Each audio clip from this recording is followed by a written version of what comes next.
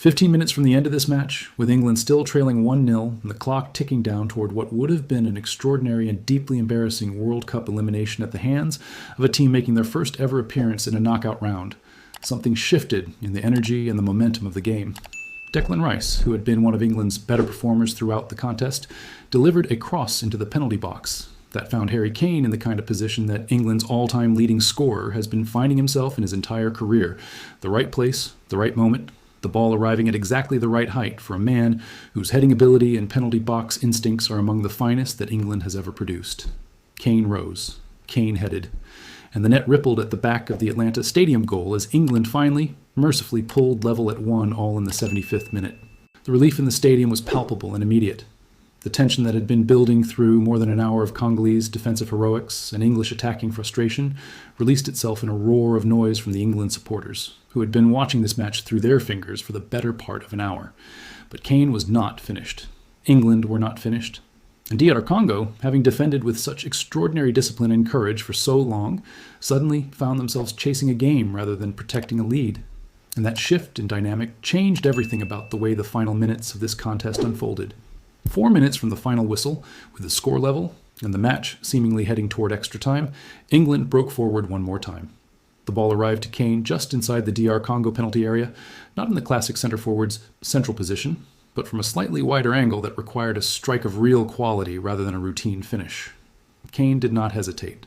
He lashed the ball with his right foot across the goalkeeper and into the far corner of the net in a manner that combined both power and precision in equal measure, and that sent the England supporters in Atlanta into absolute delirium. 2-1 to England. And that is how it finished. Harry Kane is now England's all-time top scorer at the FIFA World Cup with 11 goals, a record that eclipses every player who has ever represented the Three Lions at football's greatest tournament. That number 11 is now the most important individual statistical achievement in the history of English World Cup football, surpassing the records of Gary Lineker, of Geoff Hurst, of every England striker who ever graced these stages before him. Kane's brace in Atlanta was not just a match-winning contribution in a single knockout game. It was the continuation of a World Cup legacy that he has been building across multiple tournaments and that now stands alone at the summit of England's entire football history. England have now reached the round of 16 for the third successive World Cup edition, and the man most responsible for that achievement over those 3 tournaments is unquestionably their captain.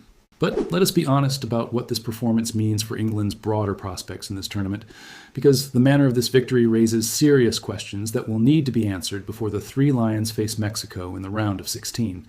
England were outplayed for large stretches of this match by a team making their first ever World Cup knockout appearance. The England defense was repeatedly exposed by DR Congo's pace and directness on the counterattack. The goalkeeping performance of Mpasi for DR Congo was extraordinary, producing saves that kept his team in the match long after England's superior quality should theoretically have told. And Thomas Tuchel's tactical adjustments, while ultimately successful in producing the winning result, came close enough to failure that the margin between this England team and a catastrophic early exit from this World Cup feels uncomfortably thin. The next challenge for England is Mexico, and it is a challenge of an entirely different order of difficulty from what they face today in Atlanta. Mexico will play at home in Mexico City in front of what will be one of the most hostile and electric atmospheres that any England team has faced at a World Cup in generations. The Azteca Stadium, where this round of 16 tie will be played, is one of the most intimidating football venues on the entire planet, a ground with its own historic and almost mythological significance in World Cup football history. England will need to be dramatically better than they were today in Atlanta if they are going to survive that environment and that opposition and make progress deeper into this tournament. Kane's goals have bought them the time and the opportunity to improve. Whether Tuchel's side takes that opportunity will define whether this England team is remembered as genuine World Cup contenders or as a side that needed a late captain's rescue act to avoid embarrassing elimination before the tournament's decisive rounds had even begun. Today's breaking story is coming directly from the White House grounds. And it is a story that raises serious questions about transparency, about government accountability, about the relationship between a sitting president and one of America's most powerful defense contractors, and about the ongoing transformation of the most iconic building in the United States of America into something that is looking less and less like the People's House and more like a personal renovation project driven by one man's vision of what power should look like. President Donald Trump has begun secret construction of a brand new helipad on the south lawn of the White House. And here is the most extraordinary part of this story. The White House has not announced it, has not confirmed it, and has not told the American public anything about it.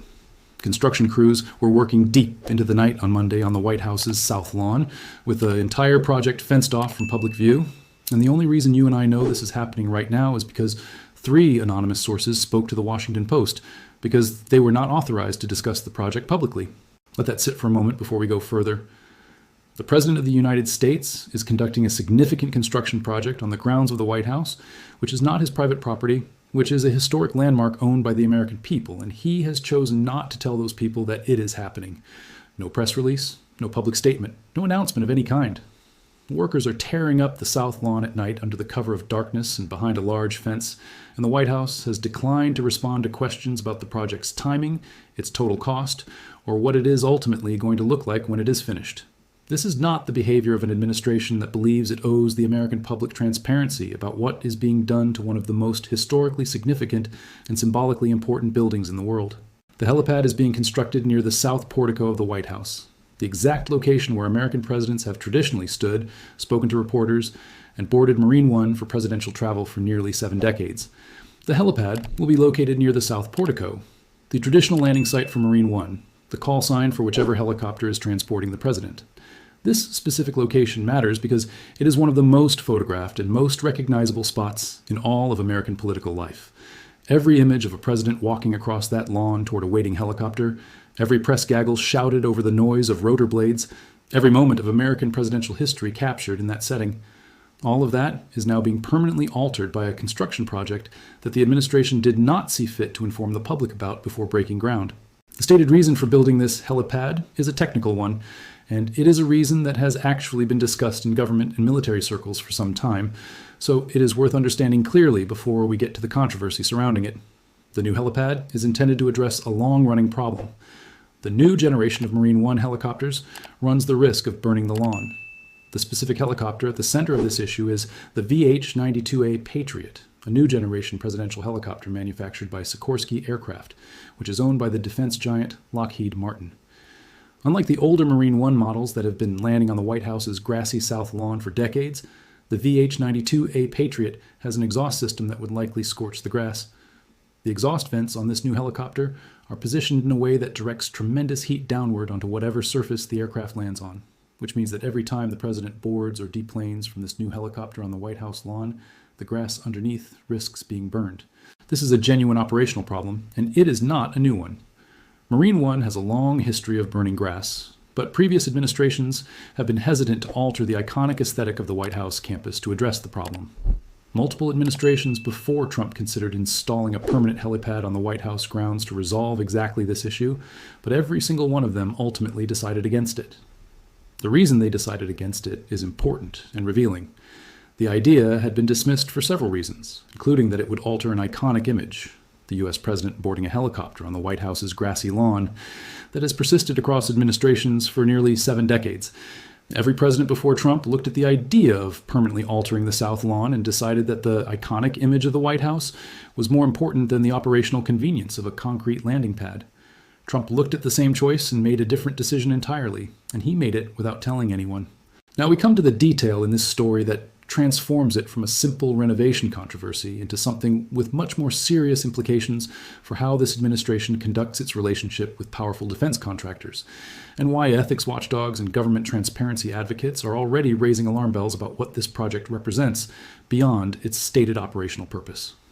The construction of this helipad is not being funded entirely by the American taxpayer, and you might think that sounds like good news at first hearing, but when you learn who is actually paying for it, the story becomes significantly more complicated. The project will be funded by a $5 million donation from Lockheed Martin, the defense contractor making a new model of Marine One for Trump. Lockheed Martin, one of the largest defense contractors in the entire world, a company that does hundreds of billions of dollars of business with the United States government, is donating $5 million to build a helipad at the White House for the benefit of the President of the United States. Think about that arrangement very carefully, because the conflict of interest questions it raises are not subtle and they are not hypothetical. Lockheed Martin is not a neutral party in this situation. Lockheed Martin owns Sikorsky Aircraft, which built the VH-92A Patriot, the new generation Marine One helicopter that costs an extraordinary $215 million per aircraft. The Marine Corps received the final VH-92A in its 23 aircraft presidential fleet nearly 2 years ago at a cost of about $4.95 billion, or about $215 million each, according to a 2019 report by the Independent Government Accountability Office. This is a fleet of helicopters that cost nearly $5 billion in total, and that have not yet been used to ferry a president to and from the South Lawn precisely because of the grass burning problem. Lockheed Martin built a nearly $5 billion helicopter fleet that could not be used for its primary purpose, and now Lockheed Martin is donating $5 million to build a pad that will allow those helicopters to finally be used. The company is not doing this out of generosity. It is resolving an operational failure of its own expensive product by funding a permanent alteration to the most historic grounds in America. The new helipad, which the White House has yet to announce, is intended to address a long-running problem. The new generation of Marine One helicopters runs the risk of burning the lawn. But here is what makes the Lockheed Martin donation so ethically complicated beyond the narrow question of whether the helipad itself is a good idea. Lockheed Martin is simultaneously the contractor that built the helicopters that created the problem, the donor paying to solve that problem, and one of the most significant defense contractors in the United States, seeking billions of dollars in government contracts from the administration, whose president's backyard it is now funding the renovation of. This is the kind of arrangement that ethics lawyers and government watchdogs spend their careers warning about, because the line between a legitimate corporate donation to solve a genuine operational problem and a $5 million investment in presidential goodwill becomes very difficult to draw when the donor has so much financial interest in maintaining a favorable relationship with the White House.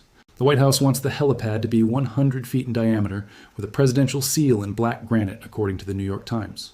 100 feet in diameter with a presidential seal in black granite. This is not a utilitarian concrete slab designed to solve a grass-burning problem. This is a monument.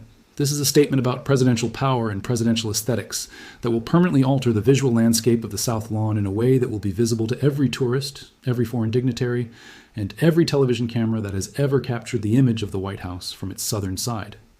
The choice to embed a presidential seal in black granite at the center of this structure tells you everything about whose priorities are driving this project and what the finished product is intended to communicate to the world. Trump is not the first president to consider a helipad at the White House, but he is the first president to go ahead with one. His predecessors were apparently put off by the idea of defacing the building's iconic architecture. That phrase deserves careful attention. Defacing the building's iconic architecture. These are not the words of partisan critics or political opponents.